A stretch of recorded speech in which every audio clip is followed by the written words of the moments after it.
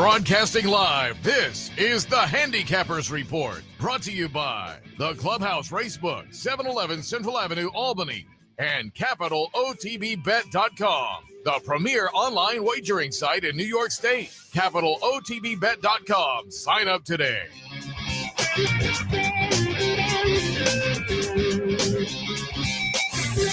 Good morning and welcome to the Handicappers Report. Seth Merrow in the studio on this Saturday morning, a fun Saturday morning with some nice stakes racing all around North America. We'll talk a little Churchill later on, but we'll kick things off talking some Woodbine.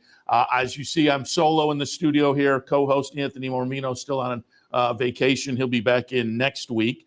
But with his absence, I thought, let's talk a little Woodbine and nice stakes action on a Saturday afternoon. And who better to reach out to than Elissa Blowe? You see her pregame show. You see her pre-race commentary with Jeff Brett up there at Woodbine every racing day north of the border. Elissa, good morning.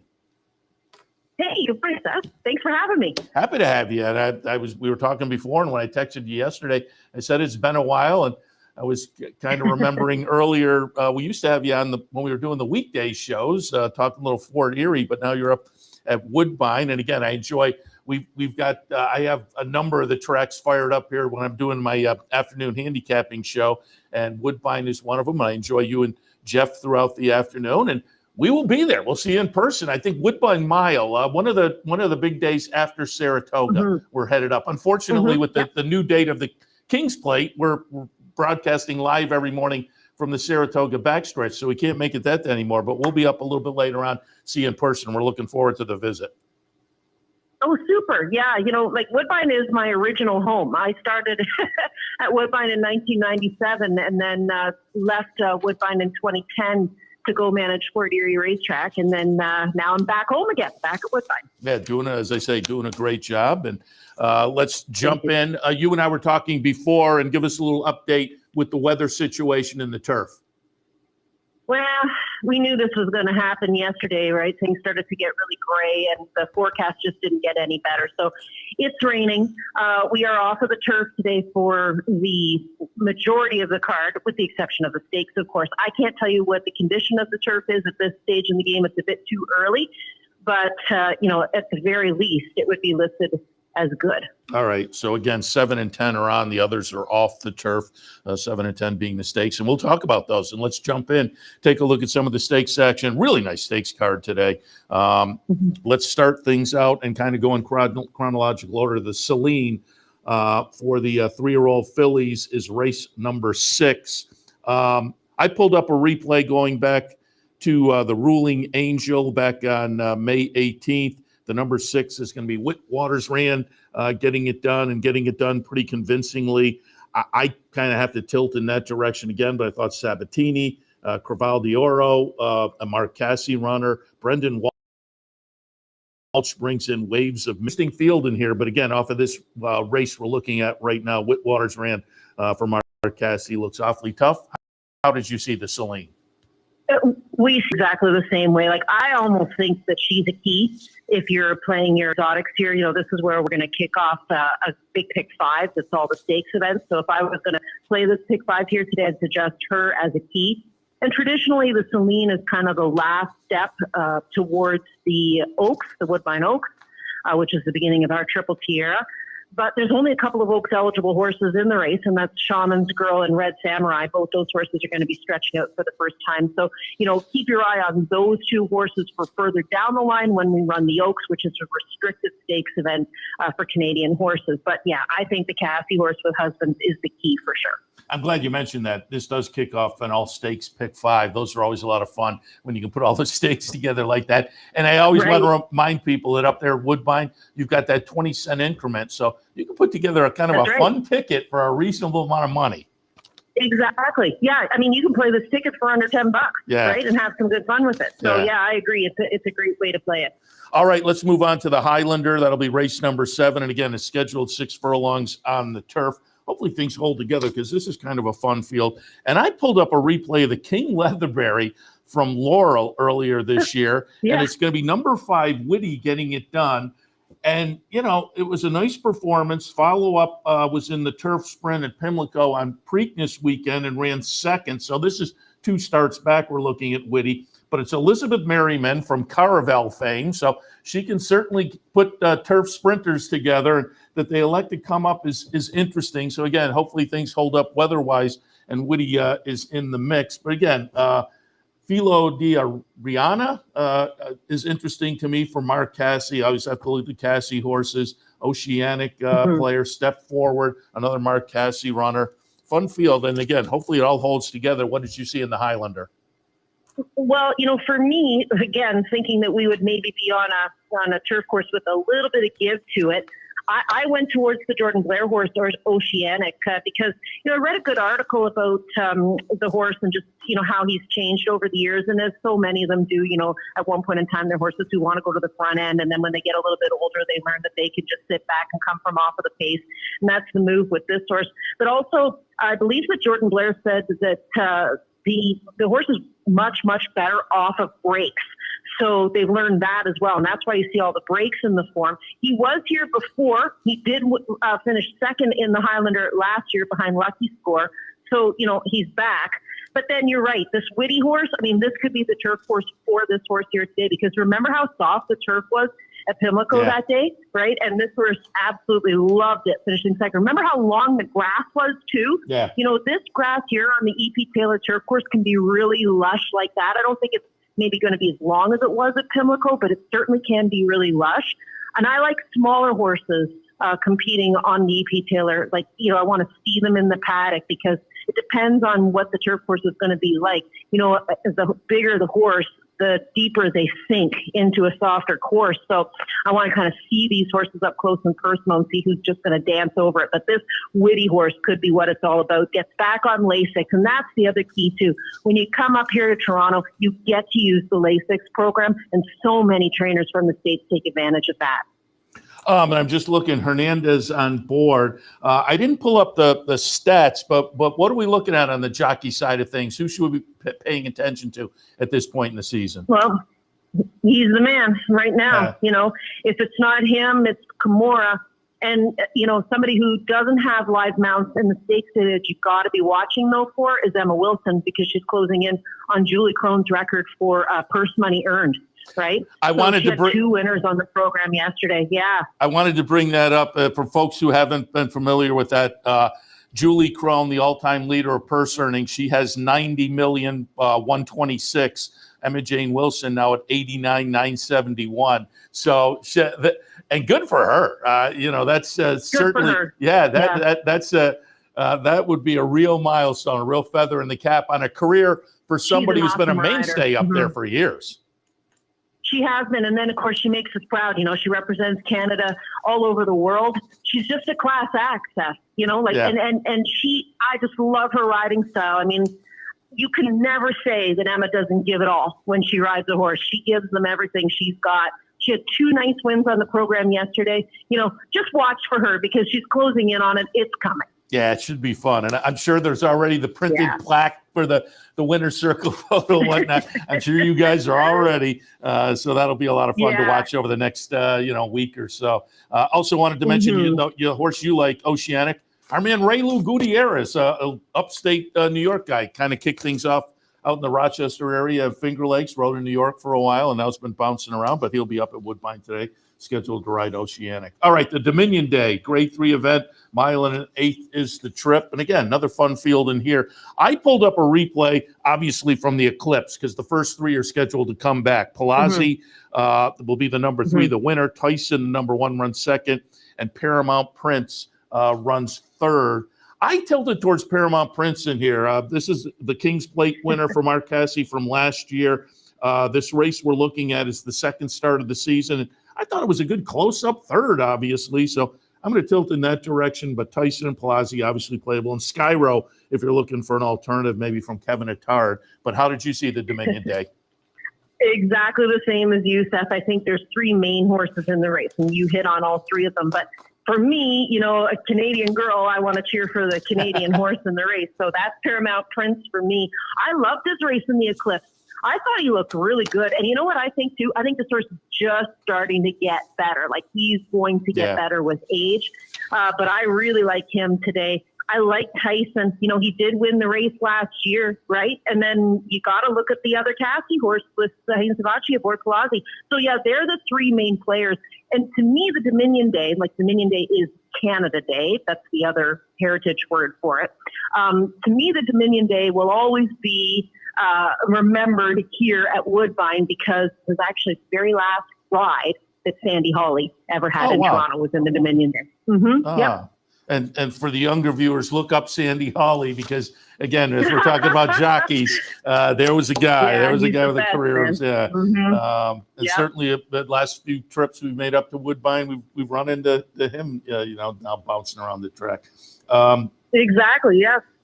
Ninth race is the Marine. And you mentioned earlier the race prep for the Oaks. This one, some of these come out of here and likely aim for the King's Plate. There'll be the Ontario breds in the mix in this race. 3-year-olds going 1 mile and 1/16. I pulled up the allowance optional claimer from May 12th. It's going to be the number 6 Piper's Factor. And that one, this was a pretty convincing win. And this horse has a nice record over the track overall. A couple of wins, couple of seconds, and 5 starts up at Woodbine. So Piper's Factor off of this race we're looking at now is interesting. And this is an Ontario bred, so the King's Plate could be out there for him, as is Essex Serpent for Mark Cassie. I like that one also. Native Land, Midnight Mascot. Fun little field of the 3-year-olds. How'd you see the Marine? I like Essex Serpent here for Cassie. Look, I don't know how many stakes we've had this season, but let's put it this way. Cassie's only lost one of them, right? Like maybe 2, like how do you not use Cassie horses on these big days like this? And, doesn't this seem fitting like that they'll run Paramount Prince the race before last year's plate winner, and then they send out a serious plate contender. In fact, they've got 2 serious plate contenders. This Essex Serpent handles the stretch out and distance here today. They have this one for the plate, and they have My Boy Prince, who right now is the plate favorite. So, then I guess the next question would be, which one does Patrick Husbands choose? Because he's the regular rider of My Boy Prince. And then, of course, he rides this horse as well, Essex Serpent. So then you got to go with where Patrick goes, because he's going to go to the one that's going to give him the best shot to get the win. So, yeah, I went to Essex Serpent. Then I went to Piper's Factor. We're not too sure what we're going to see from this full horse, Babo. Now, he did race in the Queenston, which is another stepping stone, but I don't think he really enjoyed, 7/8 of a mile. I feel like, we want to see this horse stretch out here. So I think he's going to be more of a horse who wants to go around 2 turns. But they're the main players for me in the race. But, yeah, watch for Essex Serpent. And you know what? Again, if you were looking for a key, it might be that horse in the 9th race. And Babbo, I looked at. He's got to be better than that last race. I have to hope that was a fitness builder to start the season. See, that's the thing. It's kind of like the juvenile jinx, the Coronation Futurity here. Because if you win the Coronation Futurity, then they start talking about you as a serious plate contender. So, we still got to see what he has going long. Yeah, down here it's like winning the Breeders' Cup Juvenile, and then all eyes are on you for the Derby, and it doesn't always work out that way. Yeah. All right, we'll wrap up stakes competition in the 10th. Again, this one's scheduled for the grass, so I'm knocking wood and crossing my fingers in here. But I like the Cassie horse, and I pulled up last year's Nassau and Fev Rover. I've kind of liked Fev Rover throughout the career. And again, he won this race live. This is the Nassau from last year, so he won it now. But I'm just looking, a couple of wins since the seasonal debut was right up here at Saratoga a couple of weeks ago. The Belmont Festival ran 6th in the New York, a Grade 1 event. Tough spot to start the season. I think returning to Canada, Fev Rover intriguing. I also thought Full Count Felicia for Kevin Attard, now in the Kevin Attard barn, implicated. Cairo Concert is interesting. Moves out of the Todd Pletcher barn to go north of the border. Fun little field. Again, hopefully it holds up on the grass. How did you see things in the Nassau?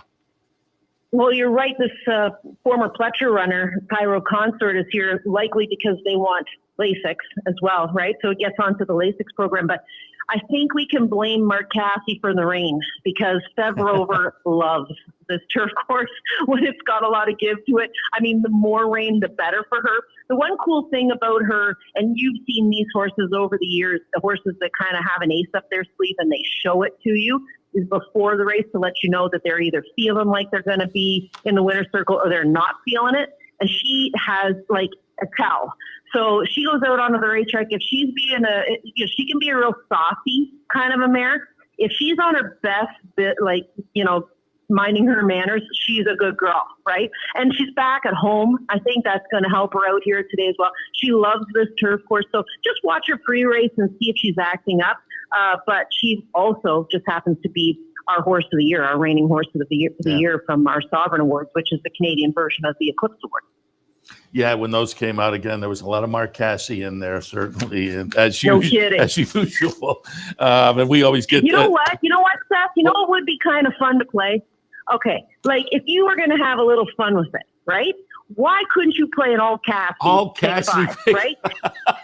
Okay, like if you go to the 6 to the Celine and you use the with water ramp, right? Yeah. And then you are in the 7th race. Now you're starting to think about it. You're like, well, maybe I might have to use some of the American shippers in that race. So maybe you look at some American shippers in there. But then in the 8th, you could easily take a Paramount Prince up on top for Cassey. And then in the 9th, you could easily put Essex Serpent up on top for Cassey. And then in the 10th, you put Seth Rover up on top. So really, you got Cassey in 4 legs of the late pick 5 that all look like major players. That is very interesting. Now I might have to do that because now I don't want to be here talking about it and have it be the Cassey quinfecta or the quintuple. Exactly. That's intriguing. That kind of seems right to me. So it kicks off in the 6th, an all stakes pick 5, and it's a lot of fun. It's a really nice stakes day up at Woodbine. And again, at this point, the 2 stakes on the turf are still on. The other turf races are off. They'll always be on. Yeah. Yeah, and they'll be on regardless. Oh, okay. Mm-hmm. All right. Very good. Perfect. We go no matter what. If it's graded stake, no matter what, we go on it. Oh, okay. I did not know that. That's good to know. Very good. Elissa, appreciate the visit this morning. And again, you and Jeff do a great job in the afternoon. So keep it up today. Good luck to everybody out there. We'll talk again, if not before, certainly when we go up for the visit right after Saratoga. Sounds good. Thanks, Seth. Appreciate it. Elissa Blowe from Woodbine. Again, really nice stakes day up at Woodbine today. Looking forward to that, certainly. And there's that all stakes pick 5. All right, we'll take a break. When we come back, I'll jump into the handicapping portion of the Handicappers Report. Stay tuned.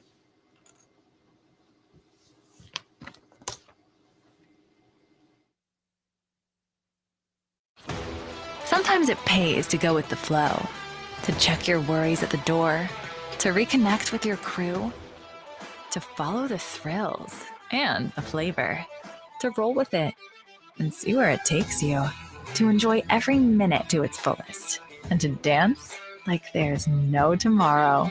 You can do that here at Rivers Casino and Resort Schenectady, where the good times flow. Birdstone is an outside front. They're coming down to the finish. Can Smarty Jones hold on? Here comes Birdstone. Birdstone surges past. Birdstone wins the Belmont Stakes. In front, but here comes Handicappers. Handicappers, the defending champ, to take it to Belmont. These two arch rivals head to head with Joe Hart bearing down on them. It's going to be a 3-horse photo finish to the turn. Here's the wire. Photo finish.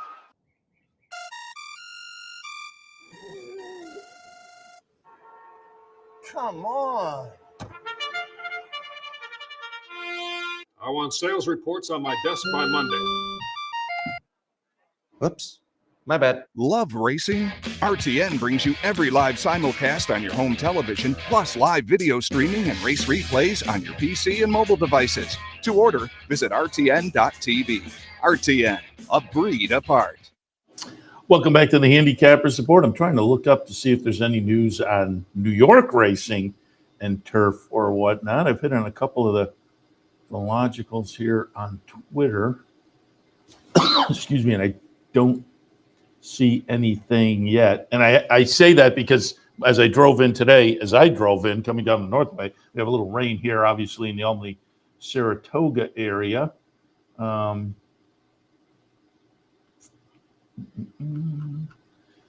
again, I don't see any kind of an update one way or the other at this point. I'm continuing to check the logicals. Let me take one last. Yeah, I don't see anything that indicates one way or the other. So we'll just handicap for the situation on the printed page at this point. And again, turf races. I always have dirt selections if you go to the website and pull up the Handicappers Report sheet. But race number 1 at Belmont at the Big A today, scheduled for 12:35. Plain vanilla claimers going 12:5. This one scheduled on the main track at 3/4 of a mile. In the opener at Belmont, I have it 1, 3, 4, and 5. Writer's Regret on top for Tom Morley. Having a pretty good meet, Morley is. And this one, last tried a little stakes company up at Finger Lakes. Prior to that was at Aqueduct. You're on the page. There's plenty of, you're kind of bouncing back and forth as a New York bred between Finger Lakes and the Naira circuit. But there are some pretty good numbers now in the Tom Morley barn. I don't jump here with super confidence, but I thought there was enough here to think match with this bunch. And again, Tom Morley of a roll at this meet. Hot Rod Rumble in the second slot. Claim last time, show punch before fading late in that last effort. Claimed out of that was the beaten favorite. Excuse me. Now we get back. We moved down the claiming ladder.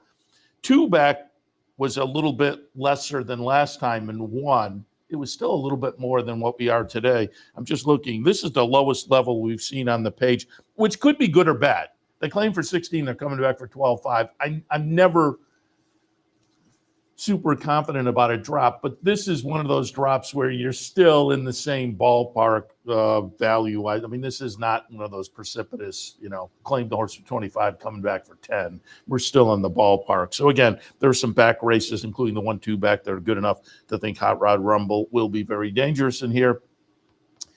And the Dutrow horse is taking one of those drops that really kind of, they claim this horse the middle of May for 40. They come back for 12.5. That's one that has you scratching your head a little bit. And the race the horse was claimed out of, the horse was well beaten.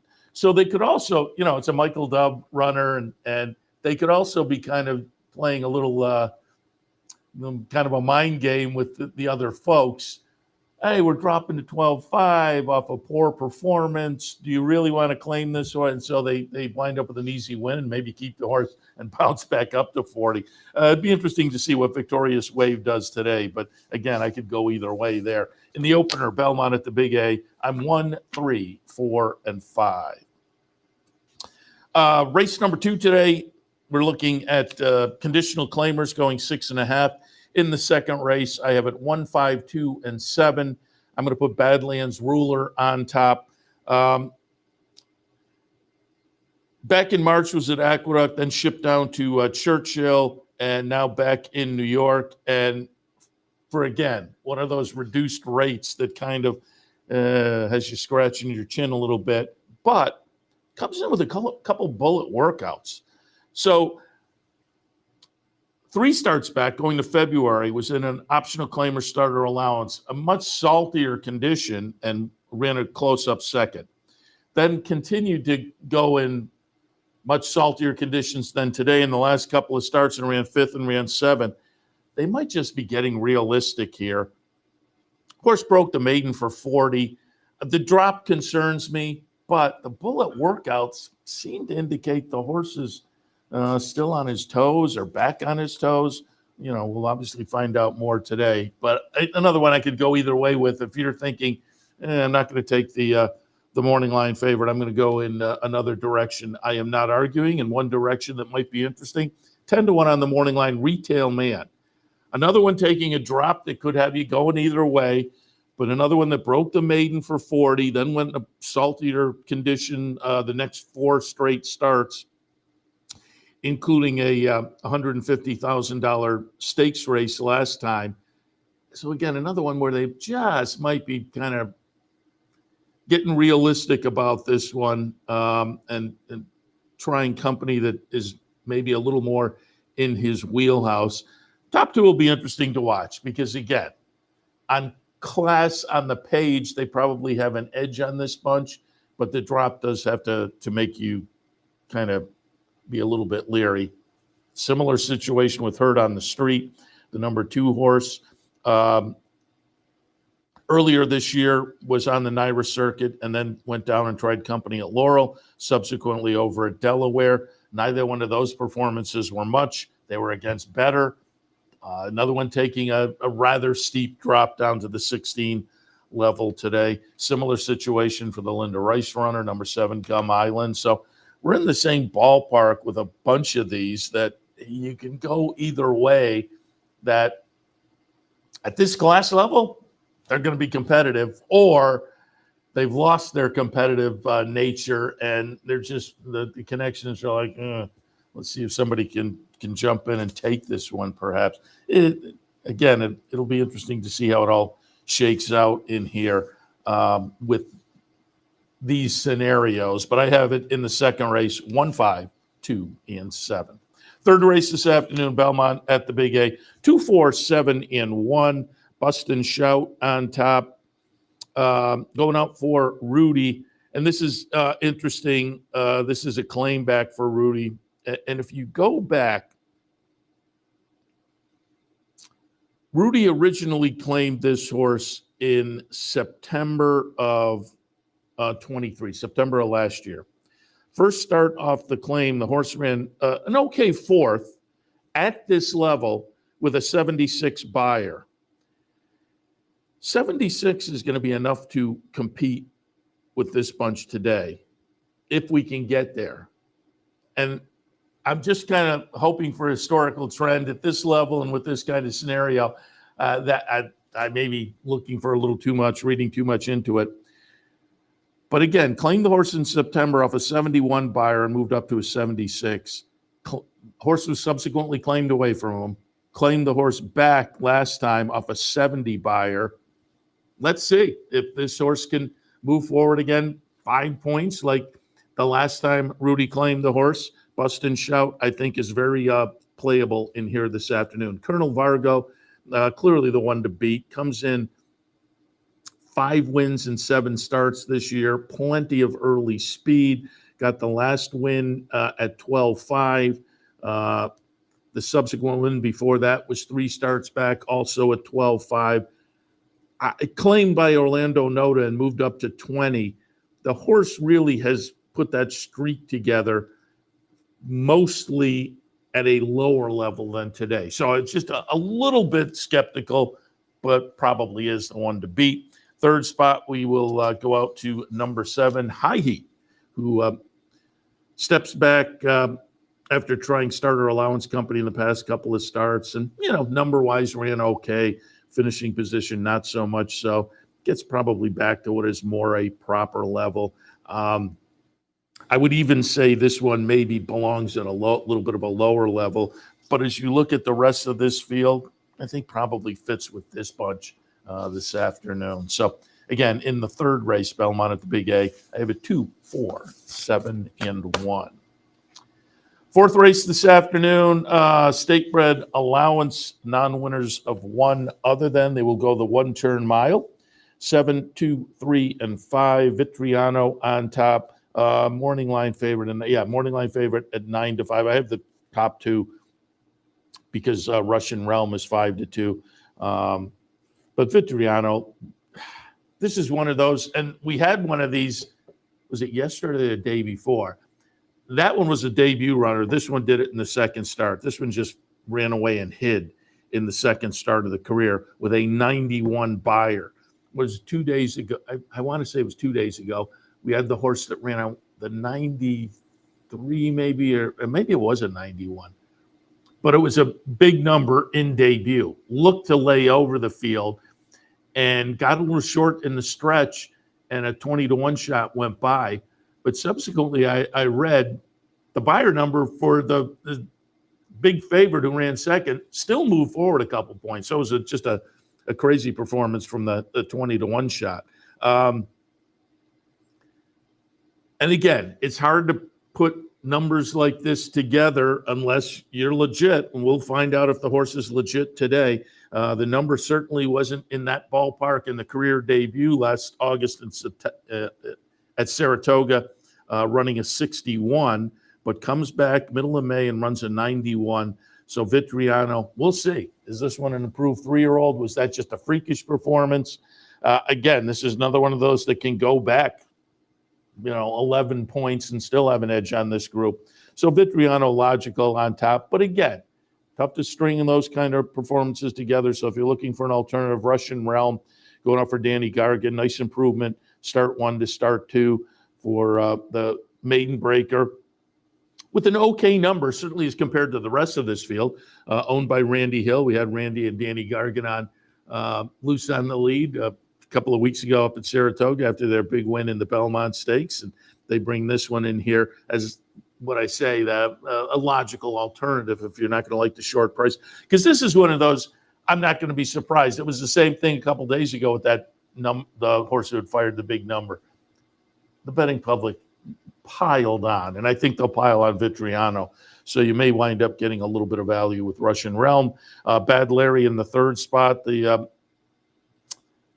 The win 3-back was clearly a race that makes this horse very playable in here. The subsequent couple of races were okay, but that number 3-back, we get back to that, and this horse becomes an alternative as well, as does the Thrill of Victory, the number 5, who pretty consistently puts in numbers. And again, mix it up with all of these, except that last number from Vitriano. So that's going to be the question mark. Can Vitriano string a couple like that together? And if not, you could play around in other directions. 4th race, Belmont at the Big A, 7, 2, 3, and 5. 5th race this afternoon, State Bred Maiden 40 Claimers going 6 on the grass. And again, I will continue to check in the next break to see if there is any update on info on track condition. I just quickly popped up a couple of the logicals. Again, still nothing that I see at this point. So again, on the grass, 2, 6, 5, and 9. And really, this is a race where I didn't change anything up on the dirt anyway, because I don't know whether, there are no main track onlys, and a couple of these have dirt form that probably okay. But on the grass, 2, 6, 5, and 9. Art of Courage. Good try 2-back. To be a good second in Maiden Special Company. And then last time was kind of up in the mix early before fading. But they went 6 furlongs in 107. So I'm not going to hold that race against this one. We also go Maiden Special Weight to Maiden Claiming. So Art of Courage does seem like a logical player. Price is Truth. Another Maiden Special Weight to Maiden Claiming runner. This one for Christophe Clement. Past few starts haven't been much, but I do think the class relief is going to get this one to pop in a much better performance. And then Twisted Whisker, first-time starter for Jim Bond. This seems like a race where you can go with the fresh face, so we'll see how that one does. Nano Man, part owned by our friends in America's Pastime, and congratulate them. They had a nice win yesterday. So the America's Pastime guys always like to root for the local connections, and I have that one down the 4th spot. And on a better effort in the second start of the season, Nano Man becomes playable as well. 5th race, Belmont at the Big A, 2, 6, 5, and 9. 6th race this afternoon, we are looking at, again, plain vanilla claimers at a lower level of 12.5. They're going to go 9 furlongs, 2, 7, 6, and 3. I'm going to put Crazy Legs Hirsch on top. This is one where I just think you have to draw a line through the last race, but you just never know. I mean, it could just be a horse going in the wrong direction, but boy, it just seems such a bad effort that it is an aberration. It was against better, certainly. I think dropping down the ladder, we can get back to some of the prior numbers, perhaps, and the prior numbers make this one very interesting, very playable in here. But again, that last effort, we'll see. This appearance in the 2nd spot, Nice win last time when shipped over to Monmouth and dropped.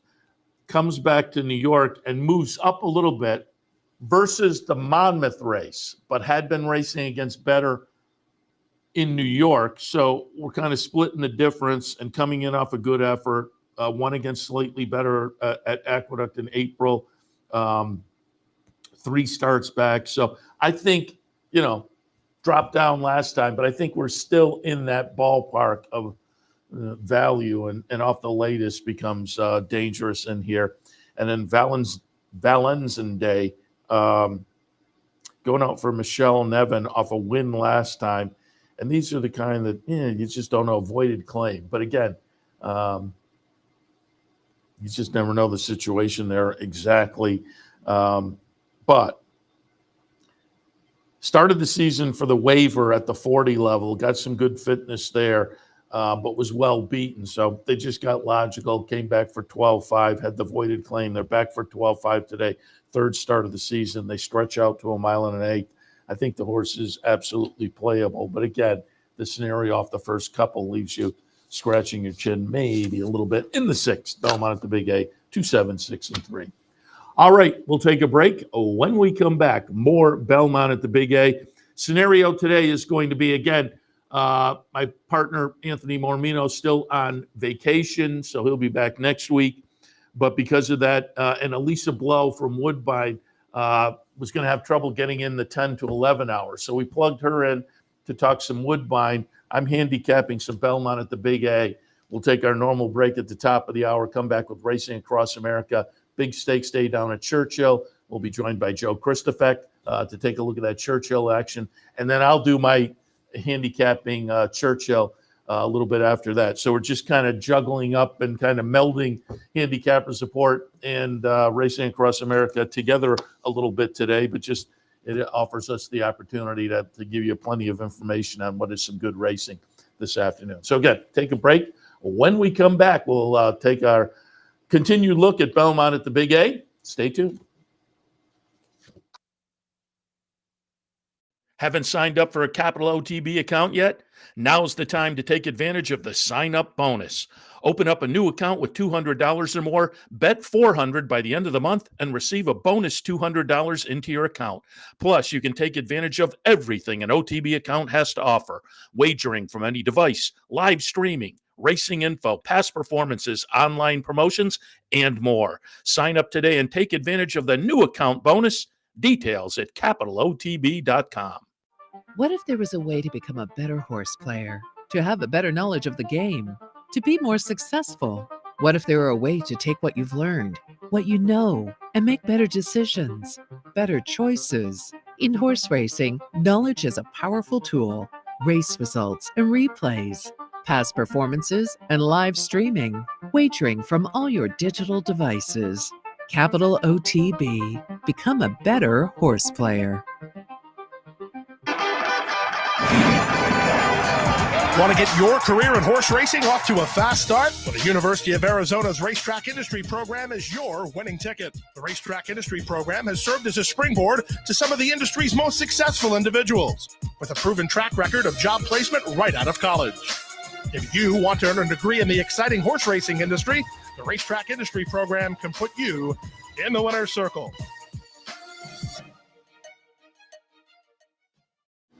Welcome back to the Handicappers Report on this Saturday morning, fun Saturday here. Last Saturday before we kick into July, the last Saturday in June.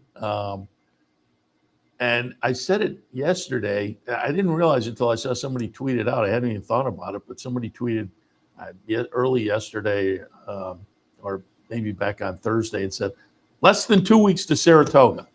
Man, it goes fast. We thought we had a little time after the Belmont Stakes Festival, but it rolls right around. So we are less than a couple of weeks away from traditional Saratoga as compared to a couple of weeks ago, bonus Saratoga. So looking forward to those. Certainly we all do. And the last few weeks, stakes-wise, I think we've seen some runners that we will see up in Saratoga. And I think that continues today. We'll talk about the nice Stephen Foster Day with Joe Christofek, and I think that'll certainly play into some Saratoga runners down the road.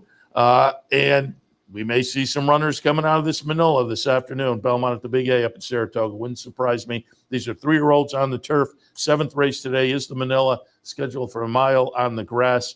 I'm going to go 6-4, 3-1. I'm going to take a little pop with Deterministic.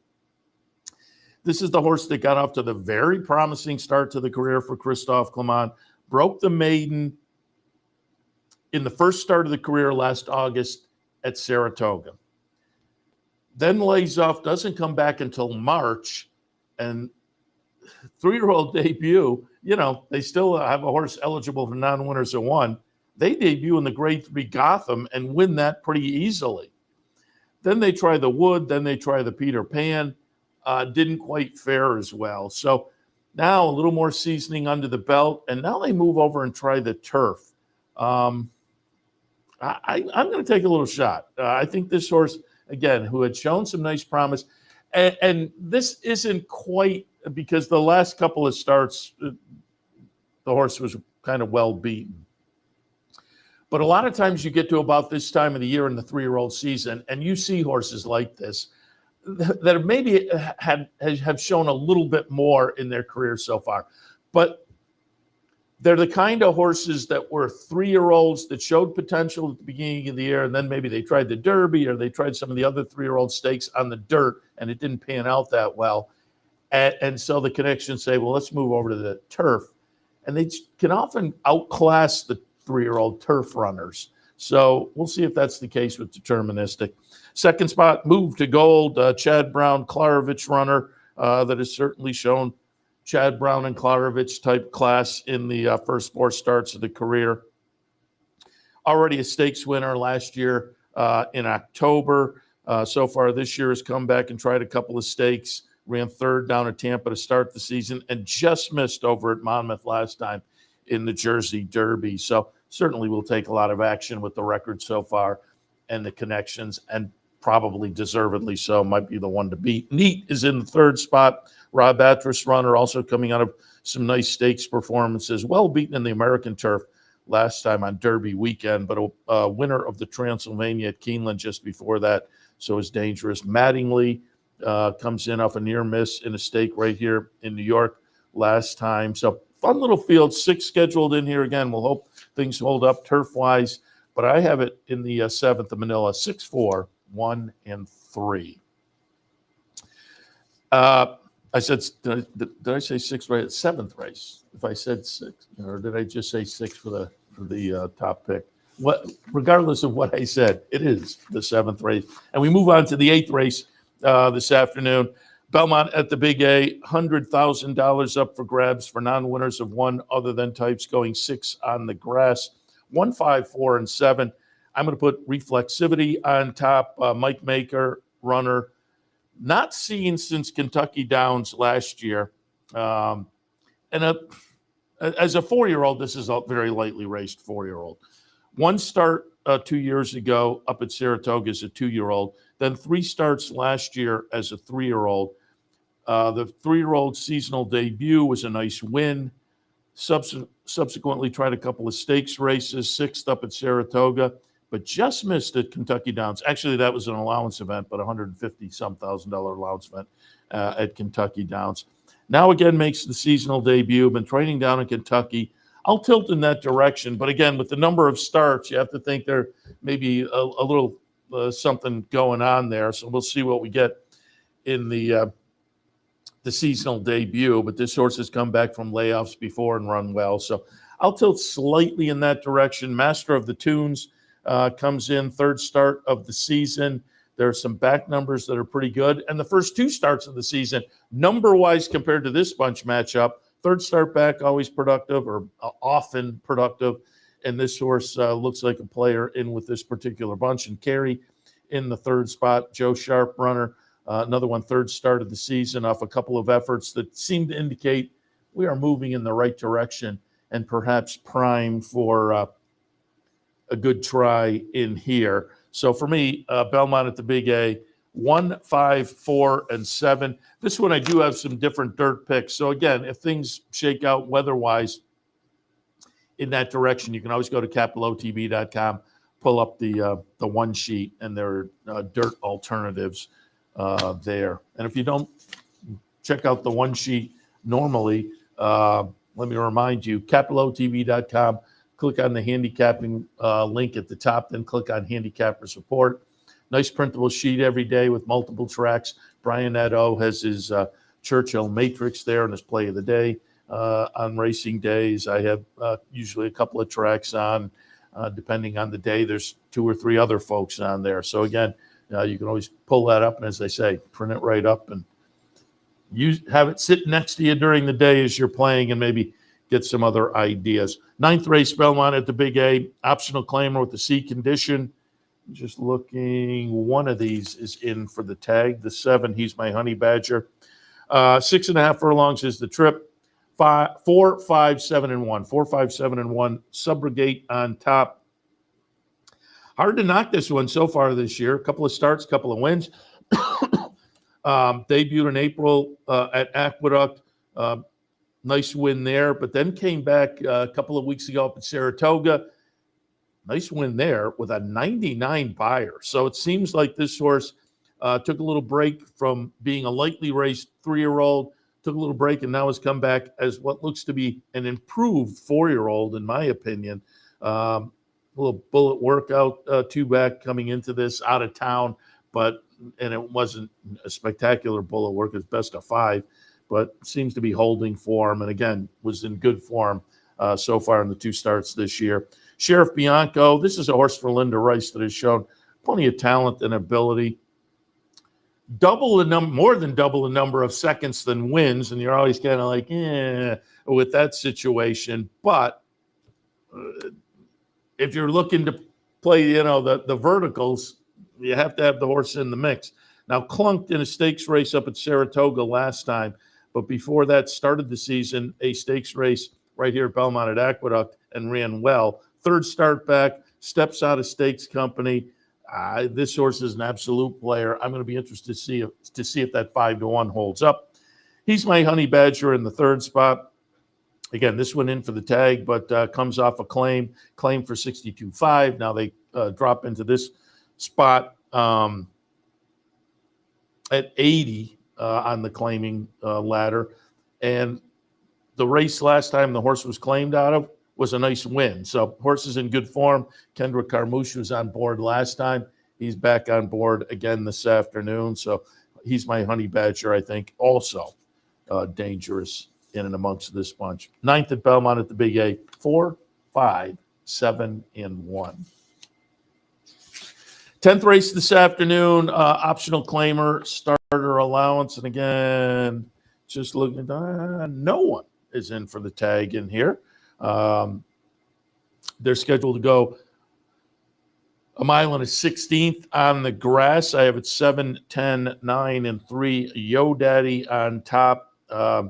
Nice little dirt win at Keeneland, 2-back, claimed out of that. One of the Kentucky claims for Linda Rice. She's been doing that past couple of years. Off the claim at Keeneland, pops up to Saratoga, goes into a starter allowance, and just misses. So maintaining good form, ran well first off the claim. I think class-wise is a good fit with this bunch in here at this condition. So Yo Daddy on top. Collect from Ike in the 2nd spot. This one's 15-1 on the morning line, but I'll tell you what, that race 2-back, that was pretty solid. It was on the front end. This horse maybe, from the 10 hole might be up against it a little bit, unless they think, well, let's go like we did 2 starts back and get a little bit of position early going into the first turn, and then could be an intriguing player, again, at 15-1 on the morning line. The last start, not so much. And again, that race 2-back was on the dirt, and the last start was sprinting on the turf and just never kind of showed up there. But it's a little bit of a difference, going a mile and being on the front end in 23 and sprinting on the turf and being on the front end in 22. So, just never kind of got in the mix last time in the same way that he was 2-back. I will say the dirt form does seem better than the turf form. But again, I thought the the early speed might be a little bit interesting. If at 2 turns on the turf, we can show that the way we did on the dirt 2-back. Third spot, Jay Hirsch. Relatively lightly raced 3-year-old from Graham Motion, and Graham Motion overall has been going very well at various venues for the past month or so, certainly, and with limited starters at this meet has done very well, including the maiden breaker for this one last time. I think this horse is a square fit in here today. 10th, Belmont at the Big A, 7, 10, 9, and 3. All right, and we'll wrap things up about 5:45 this evening with race number 11, Belmont at the Big A, optional claimer, starter allowance, and there are 3 in here for the tag.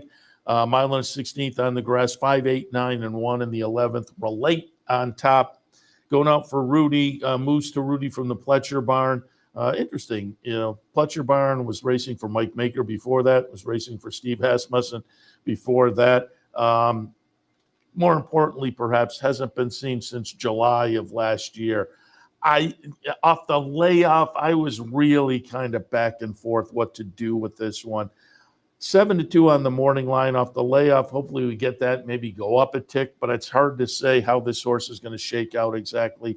There is a little bit of class here. When last seen, again, early in the Saratoga meet last year, was a nice winner. But I am concerned about the layoff. The steady string of workouts, they aren't popping off the page, but seem to say there's some fitness there. But again, the layoff is a concern. So if I'm playing in here, I'm playing around a little bit. Willing to risk it all, the 8. Seasonal debut is an off-the-turfer. It was okay. Turf races just before are pretty good.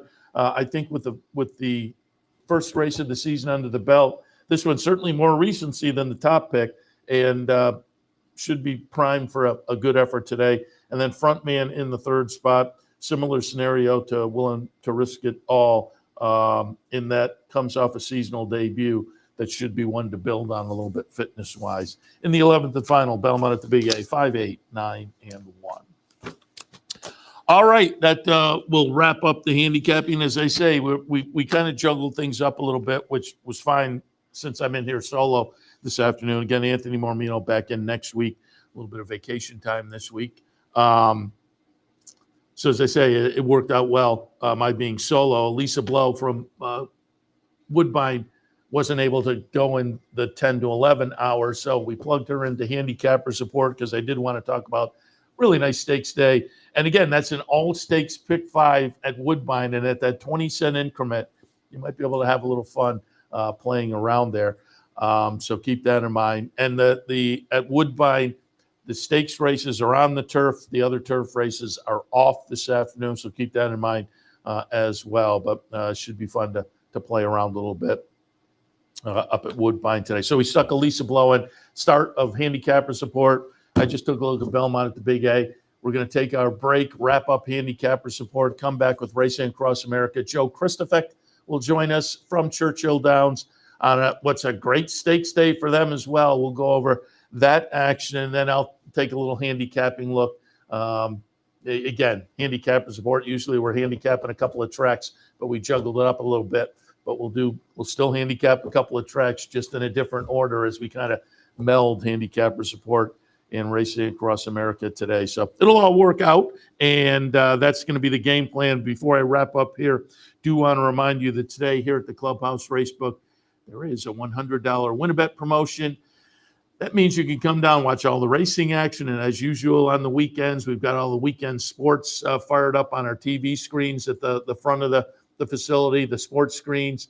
You can also catch a little lunch at Black Bear, our food vendor. I continue to say the food is very good. I have tried a number of the menu items, and thumbs up. So come on down to the Clubhouse Racebook today for your racing action, 711 Central Avenue in Albany, and you'll also be able to participate in the $100 win-a-bet promotion. All right, going to wrap it up. Handicappers Report on this Saturday morning. We'll take a break. We'll come back in just a few. Racing Across America. Stay tuned.